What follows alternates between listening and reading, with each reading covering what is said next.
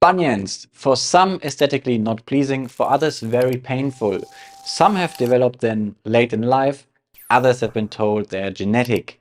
Some have been told they're okay, others had to have surgery. No matter what your bunion story is, here's what bunions are, and importantly, what they're trying to tell you is missing in your body. Let's get genetics out the way first. There are rare cases where bunions exist from birth, but the majority of us develop them much later in life. Here is something to think about. When we are kids and we learn how to move, a big part of that process is watching and imitating the people around us, so our parents or our caregivers. So if my parents had bunions and I developed them as I grew up, could it be that I simply copied my parents' movement patterns that led to their bunions as well? So could it be that yes, bunions run in our family, but that it doesn't necessarily come all the way down to our DNA?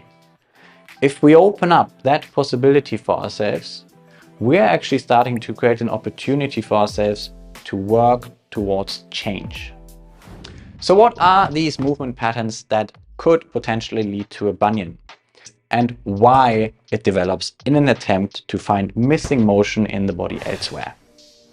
Here's a classic or common bunion before we later also look at a Tailor's bunion. For a common bunion, I often see two mechanisms behind them. The first one is a lack of pronation in the foot. If you want to learn more detail about pronation and you want to test your feet, I suggest that you watch my feet one-on-one video, but today we'll keep it really simple. Pronation, the foot lengthens and flattens and spreads. And this spreading motion is an outcome of the opening of all joints on the inside of the foot. And a bunion might develop if the foot lacks this pronation movement. A bunion is simply a deviation of the big toe away from the orientation of the metatarsal, which opens this joint at the big toe. So a bunion is basically an excessive opening. Why might it do that? Because in order to pronate, joints have to open in order to access at least some of the benefits of a pronating foot, which our body needs. What we need to ask now is which joints cannot open, so that my body basically has no other option but to create this bunion. Very often we don't have to look very far to find that. As you can see here, the first metatarsal is often in this position, which closes that joint over here and also actually contributes to that opening at the big toe, which is the bunion shape. We do often find that it is unable to open, and when I ask people to pronate their foot, we can actually see how that bunion takes shape during the movement. In this case, we would need to promote an even and distributed opening of all of these joints, so we need to restore pronation so that the bunion is no longer necessary. But sometimes we have to trace this a little bit higher up. When there are bunions on both feet especially, in my experience there's often a lack of movement in the hips and the spine itself, which also have to do something when we pronate that foot. A lack of rotation in the hip joints, for example, can create the same necessity for the bunion to deviate.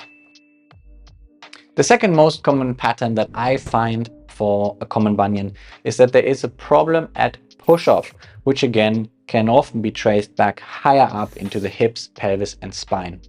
You want to feel and see that one on yourself? Have one leg in the back and now move your body forwards towards the front leg, but at the same time turn that back leg inwards as you go. You can see how that distributes the pressure in a way that creates that bunion. If this is how we walk for years and years and years, the bunion is simply a natural outcome. Now do the same, but externally rotate and straighten your back leg. As you can see now, the toe stays in line and our foot supinates, which allows us to propel off that foot efficiently. Of course, if you just followed this and you found it difficult or you didn't see what I'm describing and you have a bunion that potentially comes down to this mechanism, You might have just found an important answer.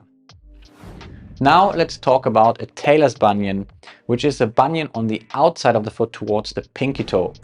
We can approach this in the same way. What shape is the foot making here?